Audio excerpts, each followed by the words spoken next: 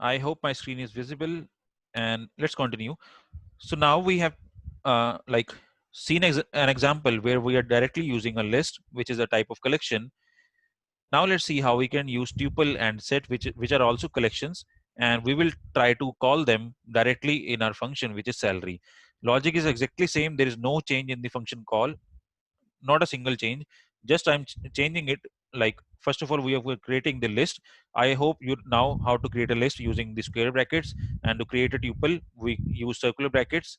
So while creating a tuple, I have used the same values and calling the same function salary, and using star L for this. So L holds the value of this tuple, and we are printing the CTC. Similarly, for the set, we are using curly braces to define a set, and the same thing is there for set as well. And finally, I have changed the values for set, and it will show us the respective results. Can anyone tell me why we are getting 2000 here instead of 6000? So here for the tuple we are getting 6000, but for same values in the set we are just getting 2000, and for the last one we are getting the correct answer. Can anyone tell me? Set it will take only one numbers. Like if it is repetitive, then it will be considering only one Perfect, this thing. perfect. Yeah, that is the answer. That set only takes unique values even if you define duplicate values in the set. So that is the basic difference between set tuple and set tuple and list. That set just take unique values instead of duplicating the values. So that's why it is just taking 2000 as just one value.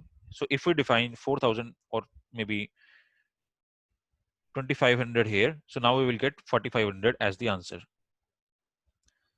So this is the use of set, and that's how we use collections with the user defined functions using star args. Now let's proceed. Create a mathematics table till value of 10.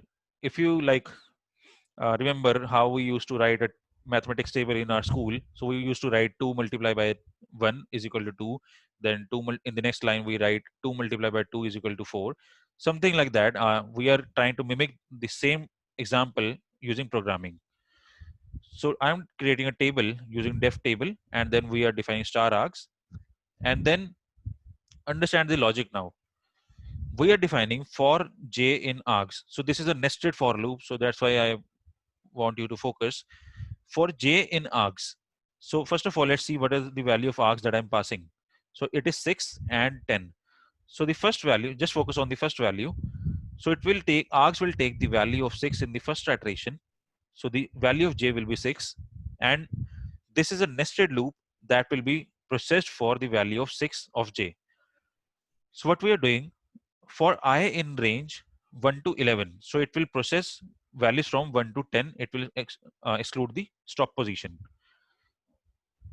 And we are doing c is equal to 0. So this is not required. I can remove this. And we can also do it like this. Okay. So what we are doing, we are writing c is equal to j into I. What is the value of j? It is 6. What is the value of I? It is 1 in the first iteration. And then we are printing j multiplied by I, which is 6 multiplied by 1 is equal to c. So c will hold the value of 6. In the next iteration, value for I will be incremented by 1. So the value of I will now will be 2. So again, it will compute c, which j still holds the value of 6, and I will now hold the value of 2. So c value will be 12 now. And finally, we are printing j, which is 6, I, which is 2, and c, which now holds the value as 12. So it will keep on doing all the iteration up to 10, and then this for loop will be completed, and it will go to the outer loop to find out if there is any other value for j. Yes, it is there. Now this args value will take the second value, which is 10, and again start the processing, internal processing for this loop. So let's see the answer. And you can see the tables for value 6 and 10 have been printed respectively. And we have also given backslash n to give a space between a table of 6 and 10. That's it.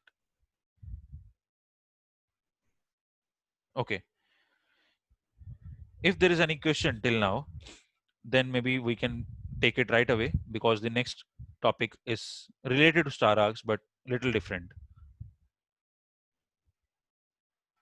I remember backslash, Kashish, to give space. Is n a keyword or how is it? Can you, Gaurav, please speak a little louder? I'm saying I remember a backslash for the Uh-huh. space, Right. but I am forgetting this n wala thing. N is a keyword or is it anything? So slash n is used together. It is used to give move the pointer to the next line, or basically to add a new line. So what we are doing, Understood. yeah. So that is the use case. This is an escape character that is used in Python to give a new line in the print statement. I remember only backslash. I forgot n. Okay, okay, understood. Okay. ठीक. Got the point, yeah. And similarly, we also have T to give a tab space. Okay, okay, understood. Okay. So this was all about star arcs. Now we have another thing. So till now, what we had, let's go to one example. Okay. In this example, we discussed positional arguments, and to define multiple positional arguments, we use star arcs, and then we took keyword argument. But what is there to define multiple keyword arguments? That is the question now. So now we have another concept to define multiple keyword arguments. Let's see what are they. So till now we understood that star arcs are collection of positional arguments, but suppose someone wants to give multiple keyword arguments instead of positional, so we have to use uh, star quarks in this case. So instead of using single star, now we have to use double star to tell Python that we are going to take multiple keyword arguments from the user. If you use single star, then that means you are trying to take multiple positional arguments. But if you are using double star, that means you are trying to take multiple keyword arguments. So this is the basic difference. And then quarks means keyword, KW means keyword, and args means arguments. So this means multiple keyword arguments. But this again is just a notation. You can use any word or any character, just like star K or star A, anything. So the difference between args and star quarks, that args store values as tuple. So when we were running this loop like this, so the values that star A takes as a tuple or as a collection basically, so that it can iterate through each value. But in case of star quarks, as we define keyword argument, like with dividend, we define dividend is equal to 100. So basically, dividend is a key and 100 is a value. So with star quarks, it takes the values as a dictionary. So that is the basic difference, that quarks store values as key value pairs, means in dictionary form. Let's take few examples. We have a function bio, and it takes multiple arguments with multiple keyword arguments which states star quarks, and we are just printing quarks.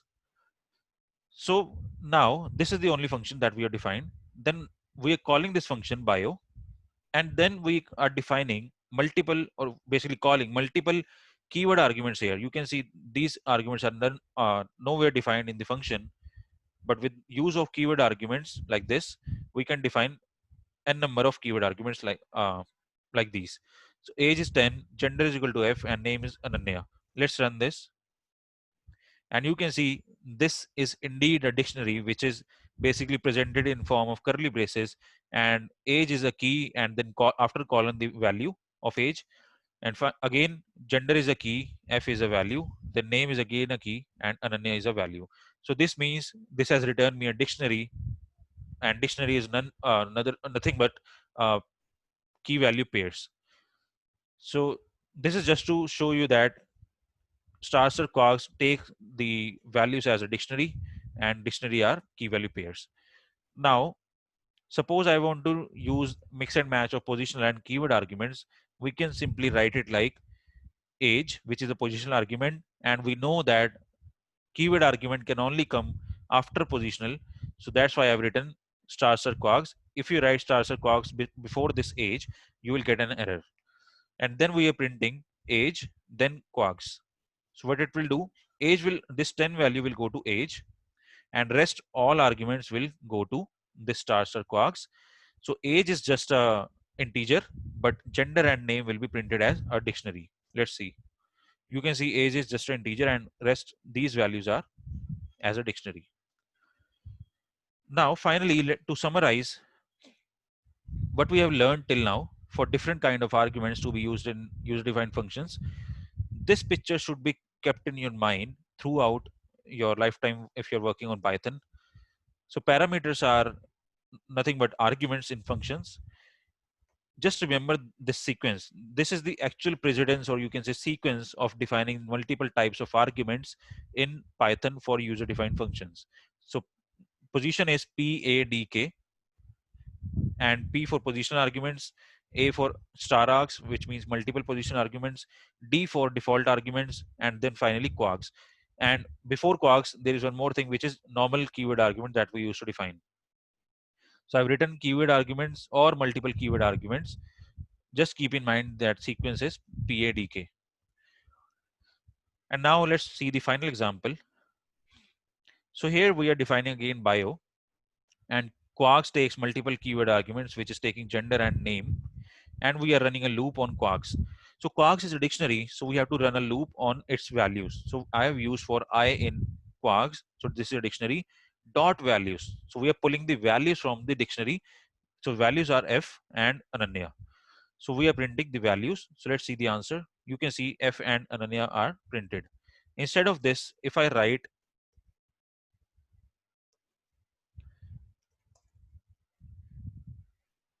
quarks dot items, or rather we can use keys. So these are the keys, gender and name, and these are the values. So values we have already printed. Now we are printing keys. You can see first of all values have been printed and then the keys. And if you want to print both, so all of these things will come in after 2 sessions, and we will talk about methods. So I have to write it now, items. So now it will print both, first of all values, then only keys, and finally we are printing key value pairs. So this is all about user defined functions, and in the next session we will talk about lambda functions that will come handy in our advanced sessions. So any questions till now, or from any concept that we discussed in past as well? So in this PADK, Uh-huh. am I audible? Yes, yes. In this PADK, P understood, A understood, D is default parameters. Default parameters matlab? Okay, so let me give you an Like example. there are two things, right? One is positional argument and one is keyword argument. So And default arguments are also there. I explained in the, I think, 2 okay, sessions okay, back. sorry. Then No, I no will go problem. back and look for it. I can give you one example right away. Like, Okay. so suppose I have defined age, then suppose I'm not currently, I'm not, so let's take keyword arguments as well. I am also willing to take gender like this, but suppose someone missed to pass on the value for this gender, then what will happen? So it will give me an error. Let's run. So I'm printing gender comma quarks. So basically I am considering this age as positional argument, gender basically again a keyword. This is a keyword argument, and star quarks is also takes multiple keyword arguments. Now we are printing all these values, but while calling this function we are just passing 10 for age and then name for Ananya. So what will happen, name will go to keyword arguments, but it will not get any value for gender. It will assume that there should be value between this name and value 10. So if we run this, you can see bio missing one required positional argument, which is gender. So what we have to do basically, if user misses any value, like if I've missed the value for gender in the function call, I can define that if any user missed the value, just take it as default value as f. So I have to define this thing in the function definition itself. So this becomes Okay. my default argument. So now it will not give me any error that it is printing age, then I'm not passing the value of gender, still it is taking as the default value, which is F. And then the value of quarks, which is name, it is printing as key value pairs. Now, if I Yeah. If you give that value, then it will overwrite it. Correct. perfect. Was Now I think you are getting the concept. correct. No, no. I remember now. I got the flashback memory back. Yes. That's fine. So if we pass it M as the value for gender, it will bypass the default argument value and will take the new value that we are defining. So now it is printing M. Perfect. Thank you. Thanks. No problem. Any other questions? Kashish, I have a doubt in the previous this thing. Yeah. Can I share the screen? Just Yeah, sure. Let me right, stop my screen. yeah. Okay. I think it's disabled, I guess. Can you please enable it? Yeah, sure. Chirag, right? Yeah.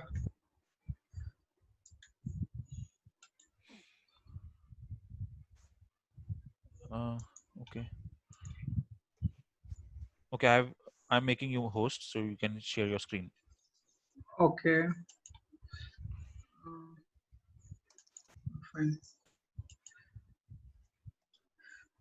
There was one question by you, like to filter this thing positive numbers from a list. Okay. This one. Write a program to filter the positive numbers from a list.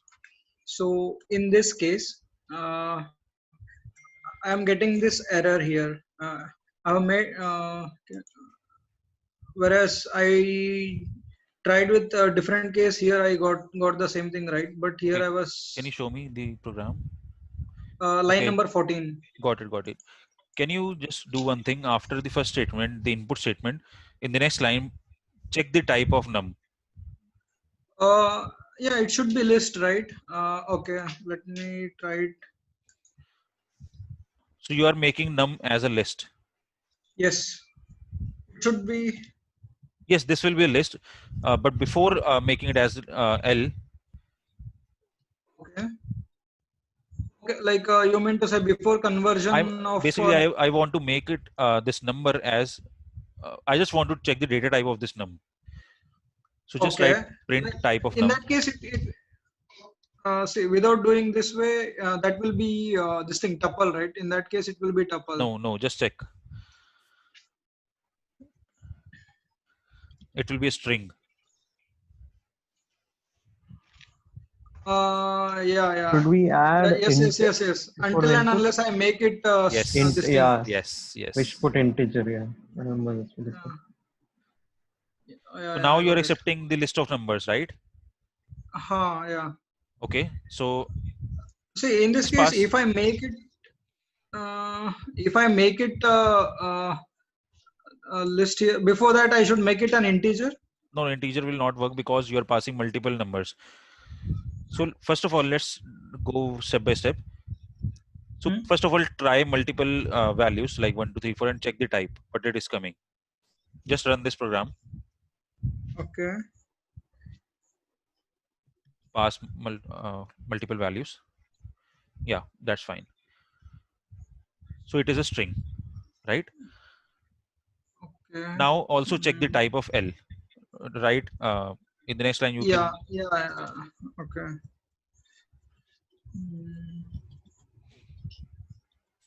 That is a list. Yeah. So now you have to check each number if it is integer or not. So either positive or negative, right? Yeah, print if it is positive. Okay. Now what we will do? Remove all these comments.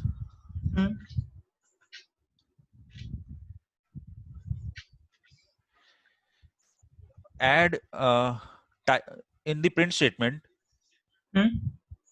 Add comma type of I. Okay. So the problem is you have not converted the individual element into integer. So the elements that are there in the list are still as string. Just print this. Yes. So you have to convert each value into integer. So you can see that this is not supported because you are trying to do something with string and integer, which is not acceptable. So value of I is string, but the value of, and then you are comparing it to the integer, which is 0. So that is the problem. Whereas if I go with this thing, then it is coming actually. Like here, Uh-huh. I tried with this way also. Because these values in the list are indeed integers. Like, So to run that program, the upper program, I can help you. Go back, scroll up. You have to just use one thing, that if int of I in the condition, use if int of I,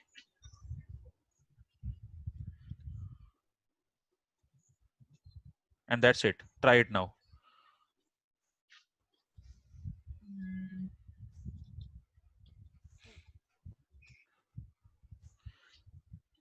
Okay. Okay. So you have to pass. I will do one thing. I got the issue, then I will try. I myself will try to resolve. If I don't get, then I will get back to you in the group. Okay. One more I thing I got the want to issue. Like, suggest. That one more thing I want to suggest. Rather than creating a list like this, what you have to do, we have to. What is the problem here? That all the numbers are coming as one complete string, right? So write L is equal to num dot split. num dot split. Okay. I need. What will happen in that case? Num dot split. Is it going to split this thing? Yes. So what it will do? Numbers. So split is a method for which are applied on strings, and when we use a split method, it will split each character of a basically string into multiple elements, and it will take all the values and will put it into a list. Yeah, I got it. I think it will split the complete string into individual characters, right? Yes, and we put it into a list by default. Okay. Just try it once so that other can also see. No. Okay. Where should I? In the second line. In the second line. Where you have in written the if statement? No, in the second line of the program. Yeah, here. Just remove the brackets and write num dot split. Okay. In the brackets, in the circle brackets, write under the quotes. We have to define a delimiter. So now put a comma. Inside the now it is fine. So what it will do, so num is a string. We are using a split method to split the string in by comma. So it will basically split the values 1, 23, 5 into 3 different elements, and will put it into a list which is L. And now in the next line, instead of type L, write print L. So that we can see that it has created a list using split method. Yeah. So now we are writing for I in L. Don't comment this. We will run complete program. For I in L, if int of I is equal to, now run it and check if we are getting any error or not.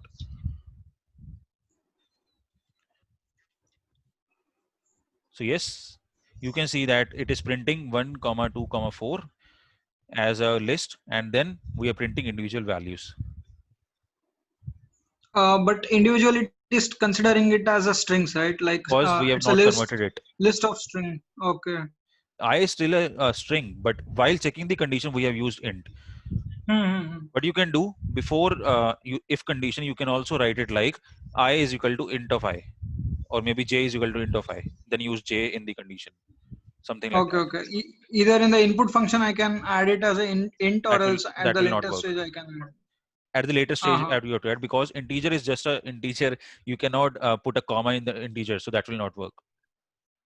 Okay. Because you are taking multiple values like 1, 2, 3. So comma is not accepted as an integer. So you have to split it later, just like this. Yes. Yeah. Okay. I took some time just to explain the concept to everyone. now I Thanks. hope that you understand the concept. Yeah, yeah. Don't worry, all these Okay. methods like split and other methods will come after 2 sessions, Latest. Yeah, yeah. Fine. so you will get much clarity on it. Okay. Yep, Okay. Thank you. no problem. Any other questions for today?